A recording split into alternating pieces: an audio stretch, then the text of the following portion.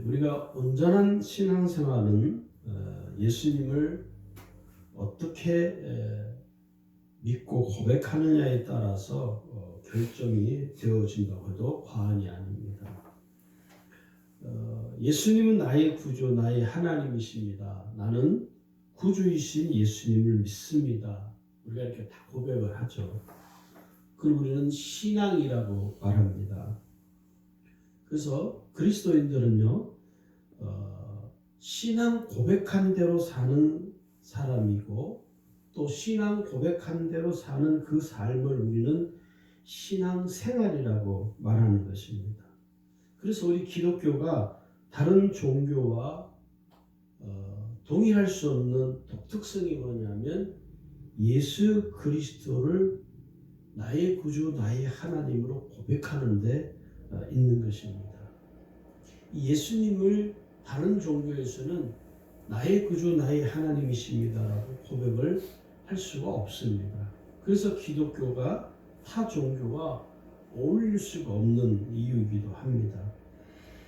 우리가 예수를 바라보고 살아야 되는데 왜 우리가 예수를 바라보고 살아야 되는가에 대해서 한번 생각을 해보면 그 첫 번째 이유 중에 하나는 믿음으로 살기 위해서는 예수님을 바라봐야 됩니다.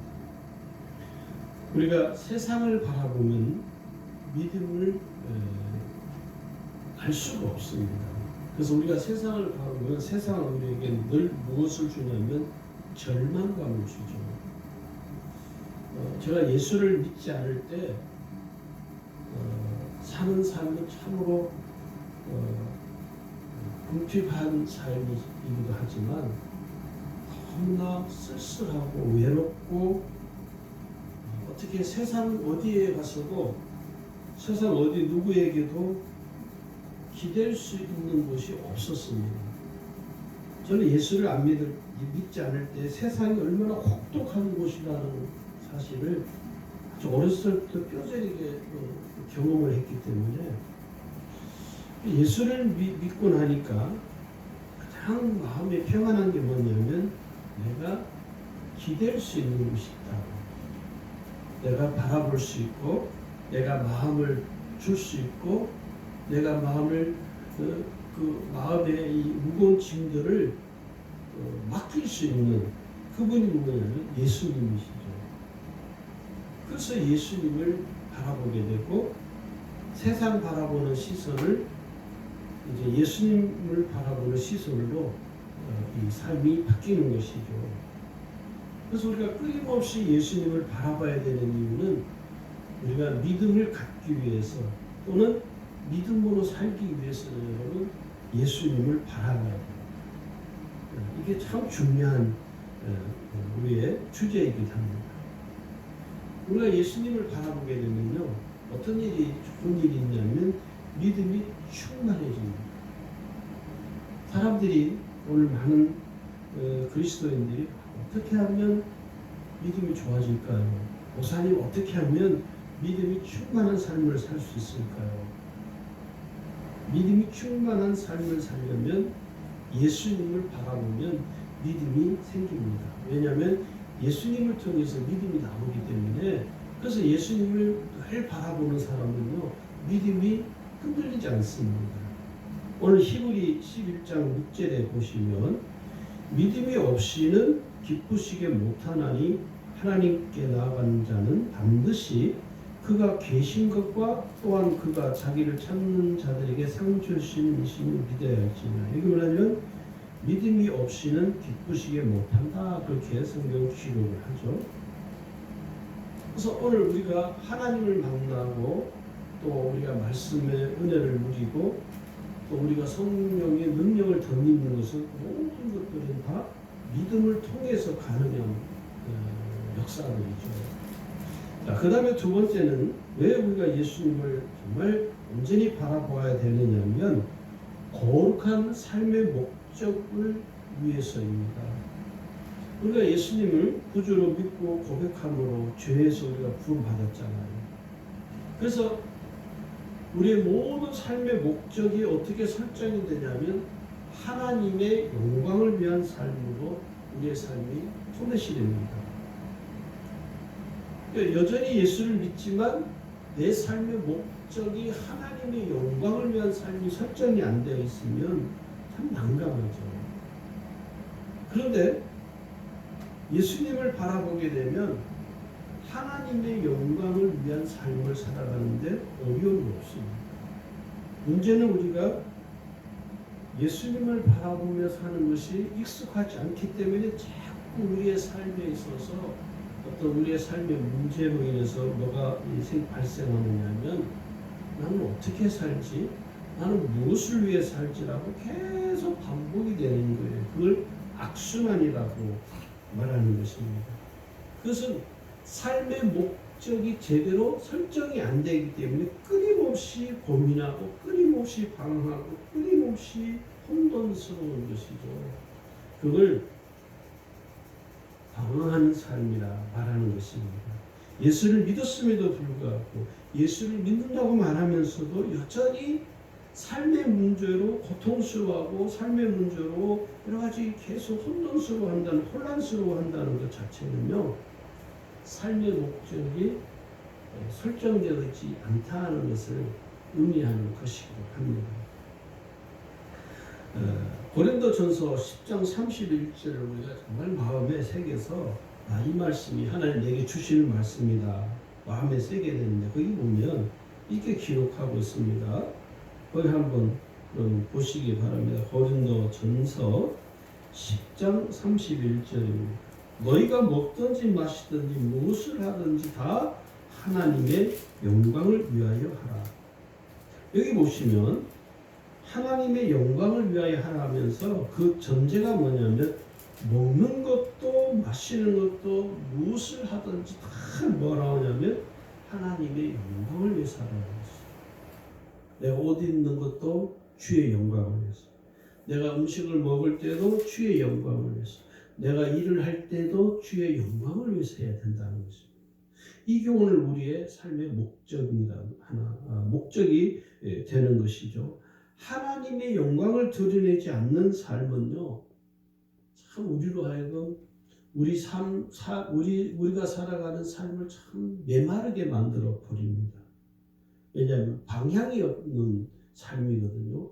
어떤 가야 할 목적지가 없는 삶은요, 참 힘들고 괴롭습니다. 제가 예수를 믿지 않을 때 집에 가는 게 너무 싫은 거예요. 집에 들어가는 것 자체가. 왜냐하면 집에 가봐야 평안이 없으니까 집에 들어가봐야 늘 얼굴 붉히는 일만 있기 때문에 집에 가는 것을 그렇게 즐거워하지 않았어요. 그래서 직장을 마치면 늘 배회했습니다. 그때는 예수를 믿지 않을 때니까 친구들과 함께 뭐 술을 먹으러 간다든가 어딜 놀러 간다든가, 그때는 나이트클럽이 있어서 토요일날 같은 데는 나이트클럽 가서 친구들하고 놀고 집에 들어가기 싫은 거예요. 집에 들어가기 싫은 건 뭐냐? 새벽 1시, 2시까지 당구장 같은 데 가서 당구 치고 집에 한 3시, 4시 돼서 들어가는 거예요. 또 들어가면 이제 그 다음날 출근을 안 하니까 그 다음날 아침 한 12시까지 자다가 또 집에서 얼른 나와가지고 친구들을 만나서 또 밤늦게까지 있다가, 그러다가 집에 가는 것이 너무 싫어서 나 혼자 살아야겠다. 그래서 방을 얻어서 따로 생활을 하게 됐어요. 이게 왜 그러냐면 삶의 목적이 없기 때문에 끊임없이 계속 방황을 하는 것이죠. 근데 오늘 예수 믿는 우리도 끊임없이 방황하는 성도들이 많습니다. 왜 그러냐면 자신이 무엇을 위해 살아야 될지, 자신이 무엇을 위해 해야 될지를 여전히 모르는 거예요. 그래서 자꾸 삶에 있어서 그 삶의 자리가 불안정한 것이죠. 하나님의 영광을 위한 삶으로 설정이 안 되어 있으면 여러분, 삶의 자리가 불안합니다. 그래서 자꾸 다른 일을 하게 되고 또 하게 되고 또 하게 되는 거예요. 이게 오늘 오늘 우리 그리스도인들이 처해 있는 우리의 삶의 자리인 것입니다. 세 번째는요, 왜 예수님 우리가 바라봐야 되느냐 하면 주님의 마음을 품기 위해서 그렇습니다. 예수님을 구주로 믿고 의지하는 삶을 살아야 되는데 내가 예수님을 전적으로 믿고 의지하는 삶을 살아가려면 예수님의 마음이 무엇인지를 우리가 잘 헤아려야 됩니다.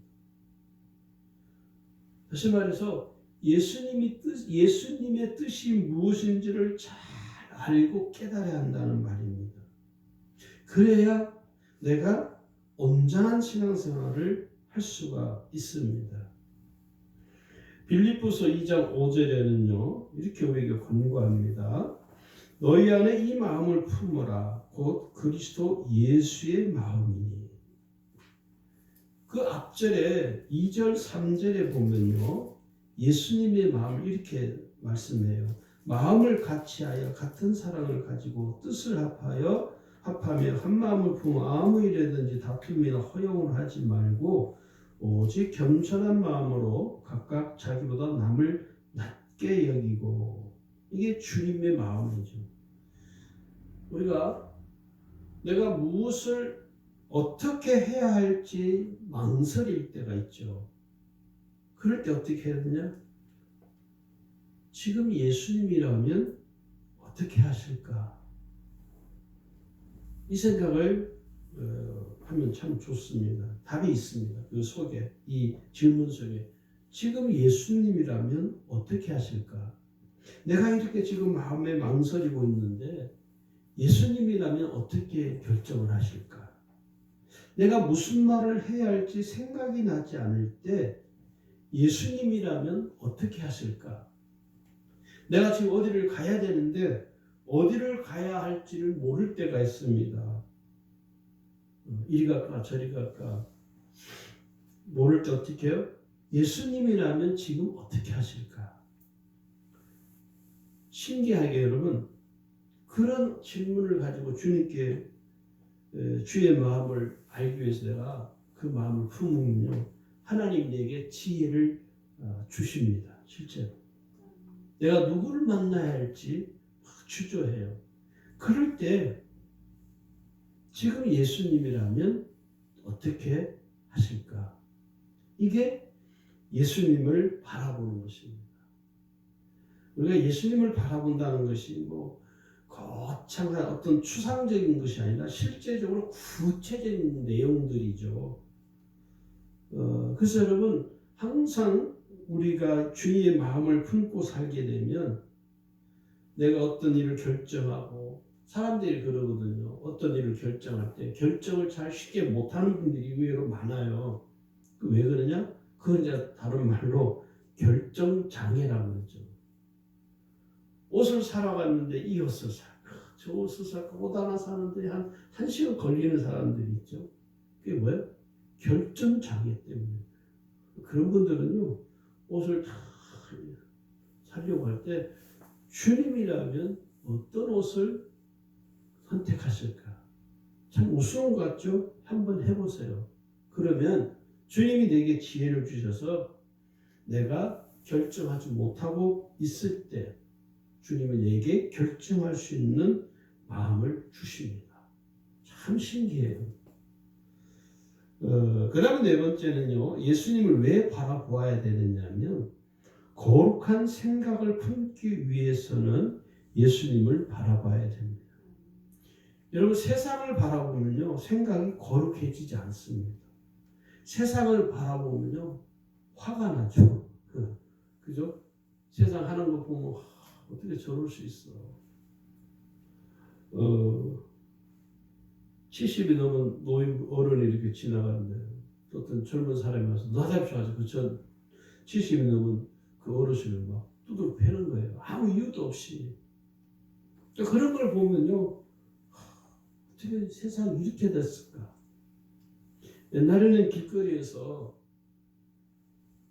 담배를 피다가 어른이 지나가면 담배불 숨기고 그랬잖아요. 근데 지금은 어른이 지나가도 안 숨겨요. 저희 어렸을 때 그랬거든요. 젊었을 때 담배 필 때 어른이 이렇게 지나가면 담배불 쑥 켰어요. 모르는 사람인데도 그 어른이 지나가면. 근데 요즘은요, 요즘 뭐 중학생, 고등학생도 담배를 피니까 길거리에서 버젓이. 세상이 참, 세상을 바라보면 화날 일만 생기는 거죠. 또 세상을 바라보면 생각이 막 복잡해지잖아요. 그리고 세상을 바라보면 그냥 인상을 쓸 수밖에 없는 일들로 가득하죠. 그래서 그 세상 일로 인해서 우리의 생각이 어떻게 되면 혼탁해집니다. 거룩한 생각이 우리 심령 속에 자리를 잡지를 못해요. 그래서 우리가 믿음으로 살지를 못하게 되고 하나님 말씀을 우리의 생각 속에 담지를 못하는 것입니다. 그런데 우리가 세상을 바라보지 않고 예수님을 바라보게 되면 우리의 생각이 정리가 되어집니다. 오히려 이렇게 머리가 복잡하다가요, 성경을 읽으면 생각이 정리가 되는 것 같아요. 책인데, 그죠? 까만 글씨인데, 어떤 사람들은 독서 좀 하라고 그러면 책 읽으면 잠이 온대요. 생각이 원래 이게 허탕해서 그러거든요. 근데 어떤 복잡한 문제가 있을 때 성경을 읽으면 오히려 머리가 맑아지고 생각이 간결하게 정리가 되어집니다. 왜 그러냐면 하나님의 말씀이 진리이고 진리이신 말씀이 거룩한 말씀이기 때문에 그 말씀이 내 생각 속에 뿌리를 내리면서 복잡하고 무질서한 혼돈되어지는 내 생각, 헝클어져 있는 내 생각들을 하나님 말씀이 정리를 해줍니다. 할렐루야. 클리어가 되는 거죠. 내 머릿속이, 내 생각이, 마음, 이런 것들이. 그래서 우리가 예수님을 바라봐야 돼요. 할렐루야. 예수님을 정말 바라보시면 생각이 명쾌하게, 간단하게 정리가, 마무리가 됩니다. 생각이 복잡하면요, 삶의 구조가 아주 엉켜버리죠. 머리칼, 이 실타래처럼 얽혀버리죠. 인간관계도 얽혀버리고. 그런데 예수님을 바라보면 복잡한 나의 생각들이 명쾌하게 간결하게 정리가 되면서 그 생각한 대로 그 생각을 통해서 내가 믿음으로 살아갈 수가 있는 것입니다. 그래서 오늘 성경 우리에게 뭐라고 하냐면 히브리 3장 1절에 보면요, 우리의 믿는 도리의 사도이시며 대제사장이신 예수를 깊이 생각하라. 예수를 깊이 생각하라. 예수를 바라보면 우리의 삶이 간결해집니다. 할렐루야. 내 생각보다도 더 위대하시고 뛰어나신 예수님을 바라보게 되면 복잡하고 헝클어진 나의 모든 이 생각들이 정리가 깔끔하게 되어져요. 그래서 여러분, 내 생각을 신뢰하지 마시고 예수님을 신뢰하게 됩니다. 내 생각을 신뢰하면요, 자칫 잘못하면 이 헝클어질 수 있어요. 그런데 주님을 신뢰하고 주님을 바라보게 되면 주님께서 내 생각 속에 역사하셔서 나의 생각들이 지혜를 주십니다. 놀라운 지혜를 하나님이 우리에게 허락해 주시는 것이죠. 자, 그 다음에 예수님을 바라보는 우리의 신앙은 어떤 신앙이 되어야 되냐면 예수님이 나의 구주심을 고백하는 신앙입니다. 예수님은 나의 구주이십니다. 나는 예수님을 믿습니다. 앞에 서론에서 말씀드린 비슷한 이야기입니다. 이 말은 예수님이 아닌 다른 어떤 이름도 구원자가 없다는 말이죠. 여러분, 이 세상에 죄인을 구원할 수 있는 분 오직 예수님밖에 없습니다. 예수님이 아닌 다른 이름을 대면 그게 이단인 거예요. 그래서 이단들이 예수님을 싫어하는 거예요. 예수님을 배척하는 거예요. 문설 통일교 신천지고 여호와 증인이고 다 그들은요 예수님을 배척합니다. 예수님이 메시아이시고 구원자라는 사실을 그들은 믿지를 않습니다. 두 번째는요, 예수님을 바라보는 신앙이 뭐냐면 십자가를 바라보는 신앙입니다. 이건 수도 없이 제가 말씀을 드렸기 때문에 예수님은 십자가에서 실패한 것이 아니라 예수님은 십자가에서 죽으심으로 승리하신 것이죠. 그게 하나님 뜻을 이루신 것이죠. 그래서 그 하나님 뜻을 이루신 예수님의 그 승리가 오늘 저와 여러분의 소유가 되는 것입니다. 그래서 우리는 십자가를 바라보는 것이죠.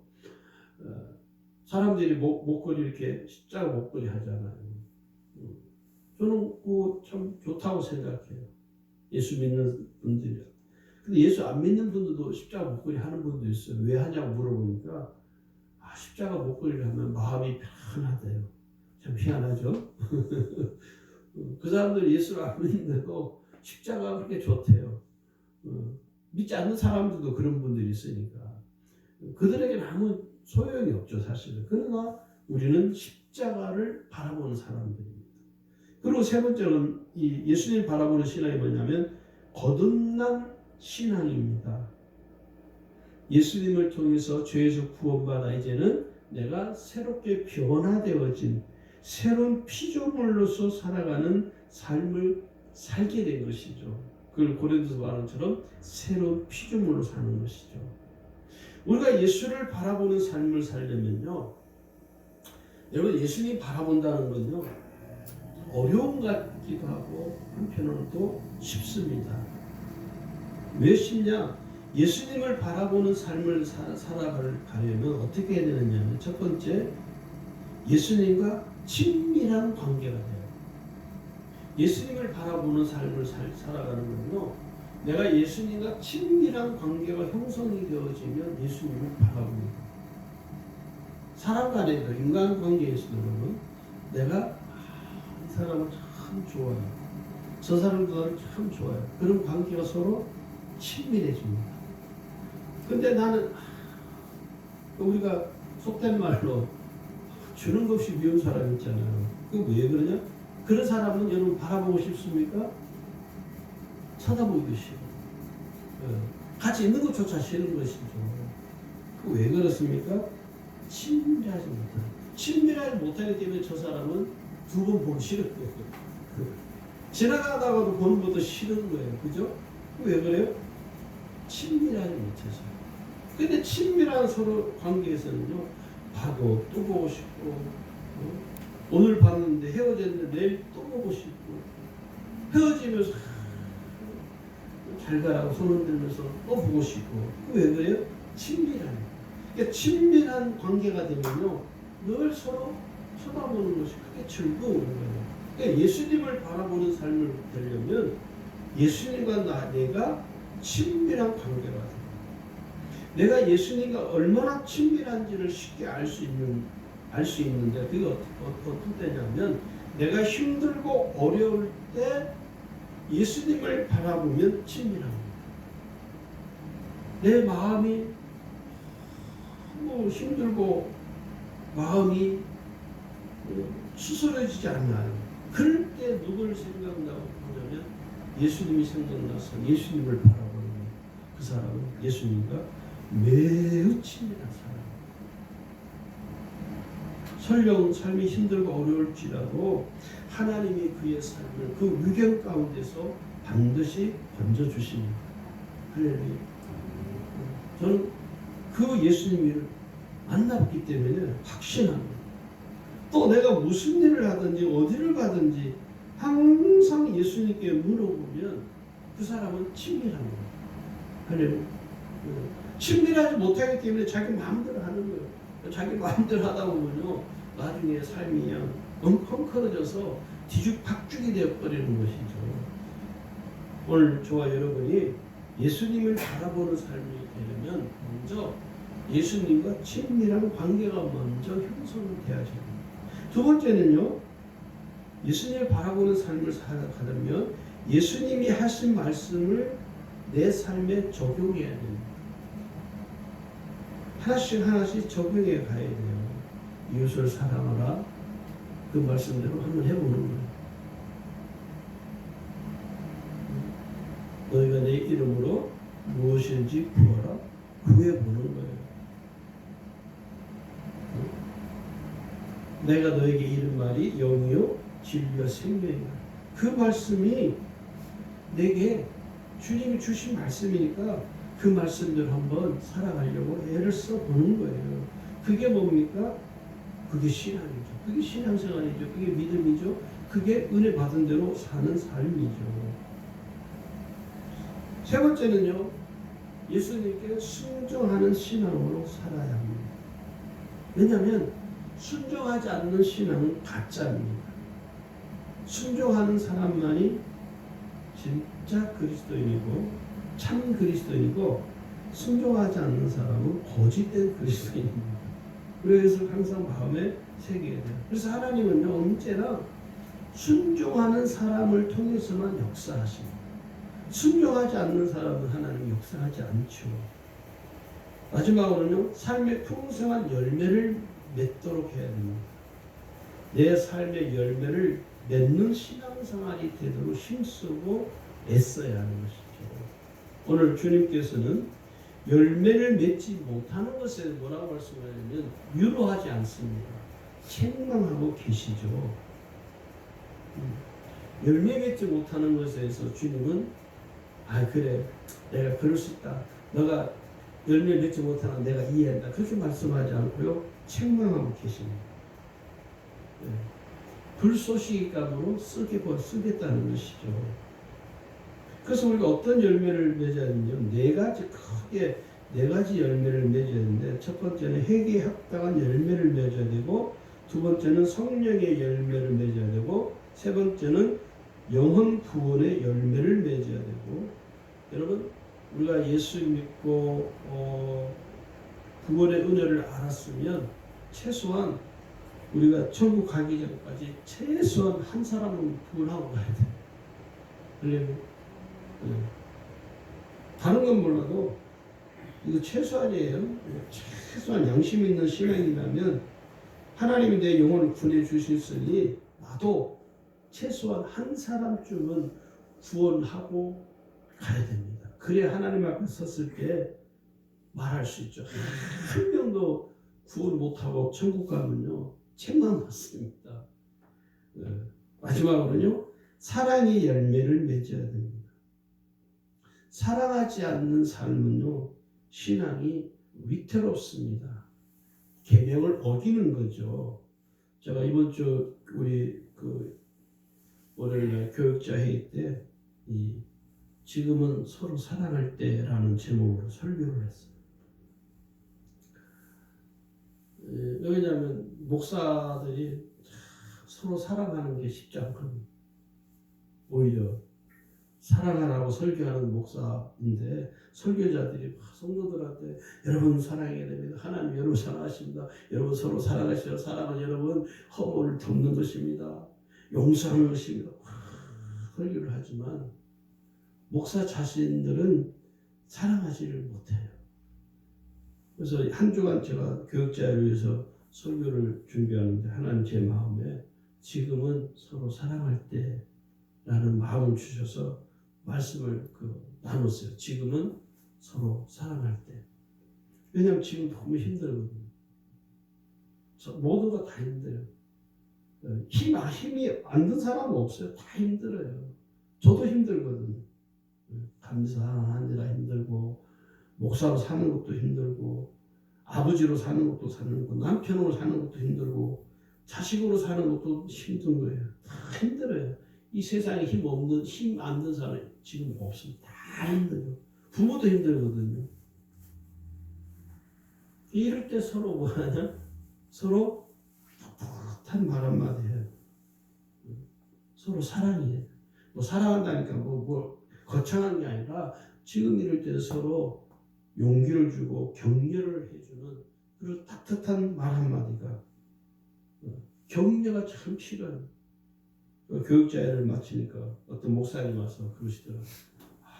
감사님, 정말 오늘 내가 위로받고 격려가 됐다고. 다 힘들거든요. 다 힘들어요. 그게 뭐냐? 사랑의 열매입니다. 오늘 저와 여러분이 세상을 바라보지 말고, 환경을 바라보지 말고, 사람을 바라보지 말고, 누굴 바라보냐? 예수님만 바라보고 사는 삶이 되기를 주님으로 축원합니다.